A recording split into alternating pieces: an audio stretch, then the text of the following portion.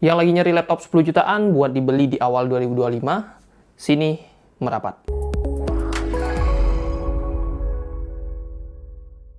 Yo guys, Rah Gadget bersama Rah Krisna di sini, dan kali ini kita akan ngebahas laptop terbaik di harga 10 jutaan yang bisa lo beli atau at least pertimbangkan ya di awal tahun 2025. Sebelumnya gue mau ngucapin selamat tahun baru buat teman-teman semua, buat subscriber lama maupun yang pertama kali nonton videonya Rah Gadget. Semoga di tahun ini kita bisa mencapai progres yang lebih bagus lagi dibanding tahun sebelumnya. Dan kalau kita ngomongin progres, itu kan artinya ya salah satu faktor yang penting adalah gadget yang kita punya. Karena kalau kita ngomongin gadget, apalagi laptop, itu akan punya pengaruh yang cukup besar terhadap progresnya kita. Kalau kita ngomongin kerja, ya berarti laptop yang lebih bagus bisa bikin lebih produktif. Kalau ngomongin gaming, ya berarti laptop yang lebih bagus bikin kita, siapa tahu, jadi lebih jago gitu main gamenya, lebih betah main gamenya, dan lebih happy karena bisa dapat FPS yang lebih tinggi. Apapun definisi progres kalian, untuk membantu itu, Rah Gadget udah ngerangkum 5 laptop harga 10 jutaan yang bisa kalian lirik di awal tahun 2025. Udahlah, dari tadi saya udah banyak intro, langsung aja subscribe dulu, dan kita ke nomor yang pertama.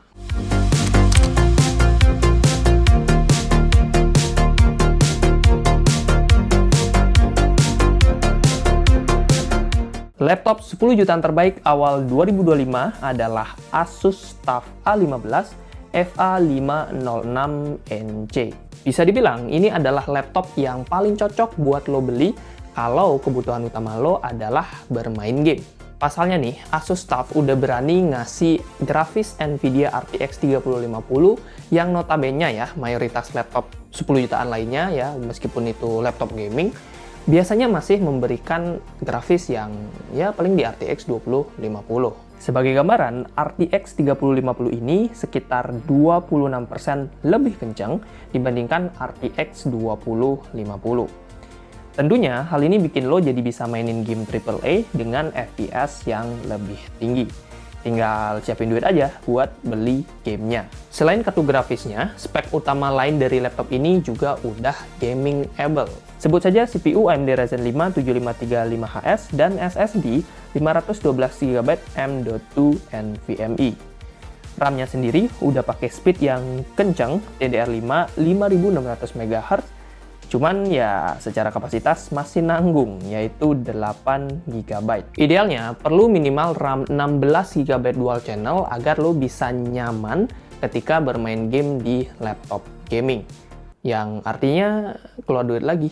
Oke. Nah, kalau udah upgrade RAM-nya, sekarang kita bisa langsung bermain game. Nah, layar 15,6 inch IPS Full HD-nya cukup nyaman buat dipakai gaming. Terlebih refresh rate-nya ini udah 144Hz. Alias ya, kalau buat dipakai main game kompetitif kayak Valorant, jadi bisa lebih gesit. Tinggal skillnya aja. Kalau masih kalah ya emang cupu aja sih. Oke. Faktor lain yang dimiliki oleh Asus TUF A15 ini juga bisa dibilang tergolong gaming. Mulai dari desain yang ciri khas Asus TUF series, bobot yang cukup berat di 2,3 kg, dengan tebal 1,99 cm, dan baterai 48 Wh yang cuma bisa bertahan sekitar 2-3 jam aja. Ya wajar sih, soalnya ini laptop gaming. Udahlah ya, yang penting portnya udah lengkap, ada HDMI dan juga USB Type-C.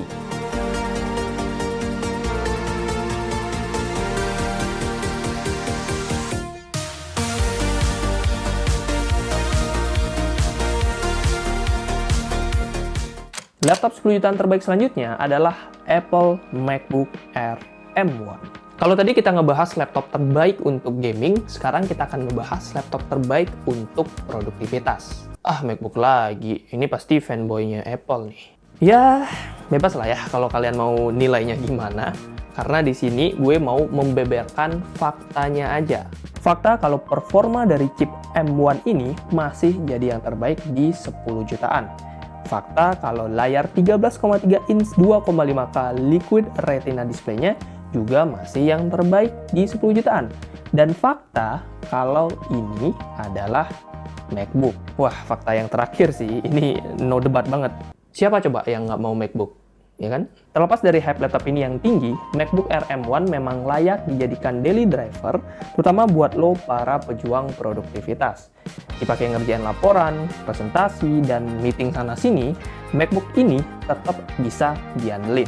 Apalagi kalau kita udah ngomongin baterai. Ini udah jadi rahasia umum di mana MacBook itu bisa lo pakai dengan performa maksimal tanpa dicolok charger, dan baterainya juga tetap awet banget. Bayangin aja cuy, tanpa dicas pun performa laptop ini tetap 100% maksimal. Dan bahkan kalau lo pakai, ya baterainya tetap bisa bertahan 10 jam nonstop. Kalau ini laptop Windows kan biasanya harus dicas ya, baru bisa dapetin 100% performa. Kalau gitu kenapa kita beli laptop Windows yang hemat baterai ya? Kalau ujung-ujungnya harus colok charger. Well, di luar dari performa dan baterainya yang udah bagus banget, nggak bisa dipungkiri RAM 8GB Unified di laptop ini jujur li masih tergolong pas-pasan. Jadi kalau lo orangnya suka multitasking, ya tetap harus dibatasin sih. Pengalaman soalnya. Oke. Faktor lain dari MacBook ini juga udah mantep banget ya, seperti desain mewah dan tipis, bobot ringan 1,29 kg, dan layarnya yang crispy abis. Kekurangannya cuman satu, portnya pelit banget.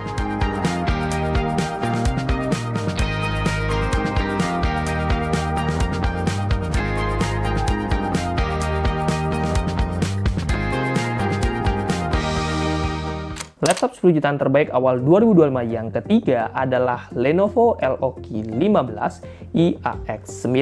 Laptop gaming Lenovo ini bukan cuma cocok buat bermain game, tetapi juga cocok buat editing.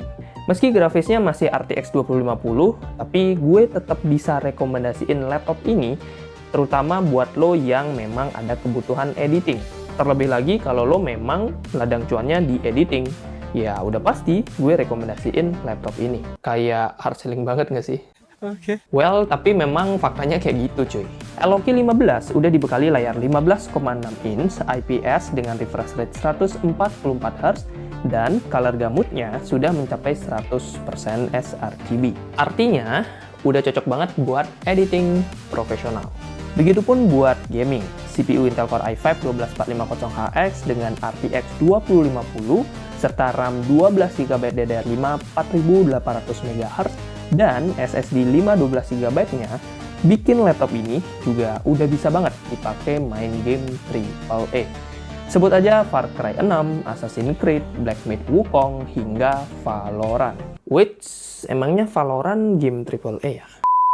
Cuman saran gue masih sama ya, karena si RAM-nya ini masih single channel meskipun udah 12GB.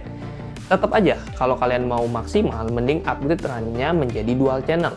Ya minimal tambah 8GB lagi lah ya, biar lebih oke. Udah deh, tinggal enjoy main gamenya. Secara desain, LOQ 15 terlihat simpel, tapi tetap membawa DNA laptop gaming. Bobotnya di 2,38 kg dengan tebal 2,19 cm. Ya cukup berat memang, tapi nggak apa-apa kan, karena ini laptop gaming anyway. Baterai 60Wh-nya juga cuma bisa bertahan sekitar 3 jam aja. Terakhir, port dari laptop ini udah lengkap, ada HDMI, Type-C, dan juga DisplayPort-nya.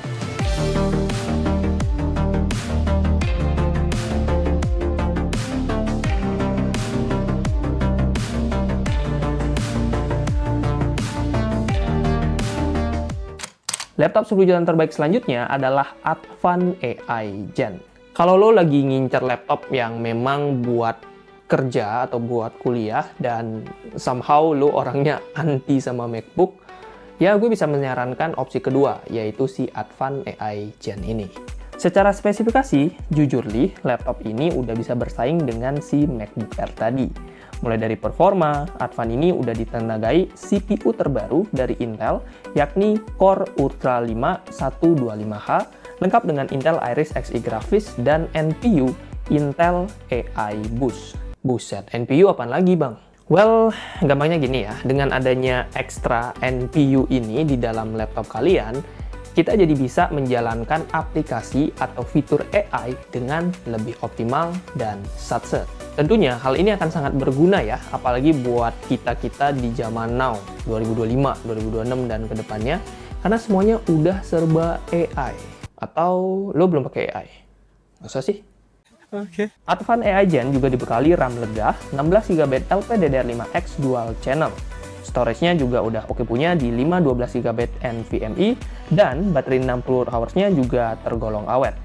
Main banget, bisa bertahan sekitar 9-10 jam untuk pemakaian sehari-hari. Yang jelas ini nggak cuma tahan 3 jam ya, kayak laptop gaming. Nice. Selain performa, layar dari Advan ini juga udah tergolong bagus. Baik itu buat hiburan maupun buat editing. 14 inch IPS Full HD dengan 100% sRGB. Terus bobotnya tergolong ringan di 1,4 kg dengan tebal 1,77 cm. Terakhir, portnya udah lengkap dan kekinian.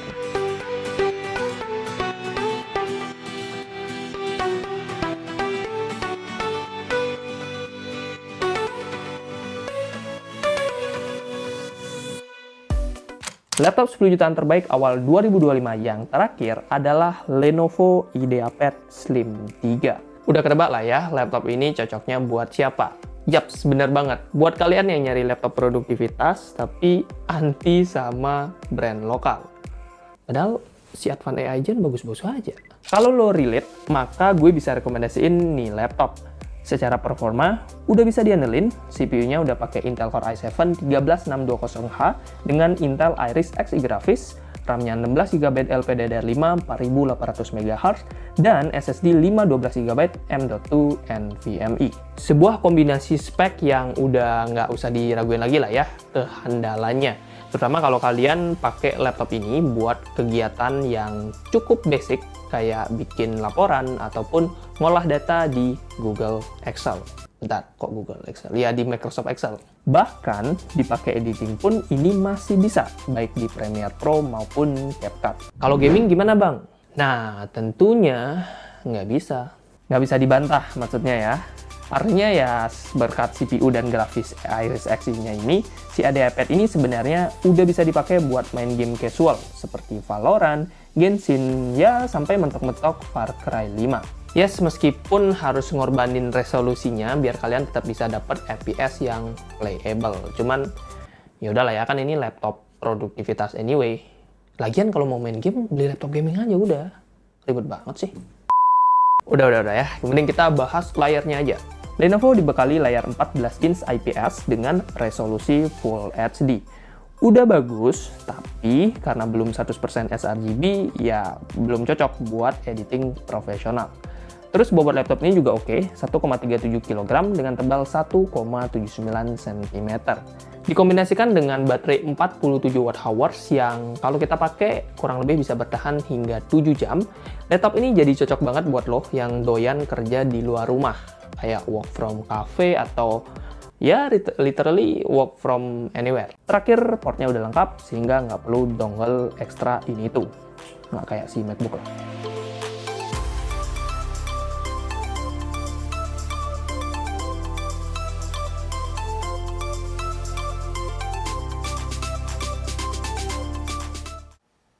Yo guys, itu dia 5 laptop 10 jutaan terbaik yang teman-teman bisa lirik di awal tahun 2025. List lengkap dari 5 laptop tadi bisa kalian cek aja di mana ya, deskripsi, ada sih di deskripsi, atau kalau mau sekalian bisa langsung di YouTube Shop aja.